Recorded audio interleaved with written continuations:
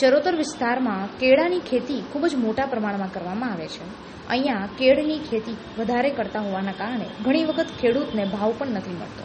આ પરિસ્થિતિમાં તમે કેળાના પાકમાં કેવી રીતના વેલ્યુ એડિશન કરો જેથી કરીને તમને સારો એવો ભાવ મળે, આ ઉપરાંત ઘર માટે પણ ઉપયોગમાં લઈ શકો, તે અંગે જાણો નિષ્ણાંત પાસે. આપણા વિસ્તારમાં કેળ પાક ઘણા બધા ખેડૂતો કરે છે કે એમાંથી બી અવનવી બનાવટો બનાવવામાં આવે છે. એ અમુક લોકો જાણતા હશે, ઘણા ખરા લોકો જાણતા હશે કે કેળામાંથી વેફર બને છે, પણ એમાંથી કેળાના છાલમાંથી સેવ બને છે એવું કોઈને નહીં ખબર. કેમ કે કેળામાં ઘણા બધા પ્રોટીન હોય છે, પણ કેળાનું છાલ એમાં ફાઈબર અને કેલ્શિયમ વધુ પડતું હોય છે ફ્રૂટ કરતા, પણ એ આપણે ફેંકી દઈએ છીએ. એના પોષક તત્વો આપણે ગાયને ખવડાવીએ છીએ એમ કહો તો વિચારો.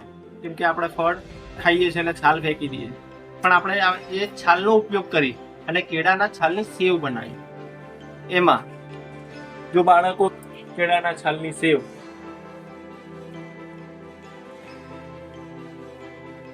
તો એ પોષણયુક્ત વધતા એનો ફાયદો એ છે કે બાળકને કબજિયાત કે એવા કોઈ પ્રશ્નો થતા નથી ફાઈબરના કારણે, અને એસિડિટી, ગેસ એ બધા પ્રશ્નોનું નિવારણ થાય છે.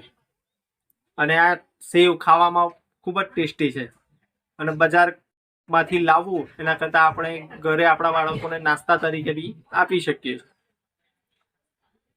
એને છાલ ઉતારી પાકા કેળામાંથી બનશે. પાકા કેળાની છાલ ઉતારી અને એને કટ કરી અને થોડું બોઇલ કરવાની છે. પછી એને જે પિત્તળનો આવે છે સંચો, તેવો પાડવા. એમાં સૌથી મોટી કાણાવાળી જારી લેવાની છે, અને એમાં બેસણ અને બધા જે આપણે ભજીયામાં યુઝ કરે એ બધા મરી મસાલા નાખી શકીએ છીએ આપણા સ્વાદ અનુસાર, અને એને ડાયરેક્ટ તળી અને ખાવામાં ઉપયોગ કરી શકાય છે. એનામાંથી પાવડર બી બને છે.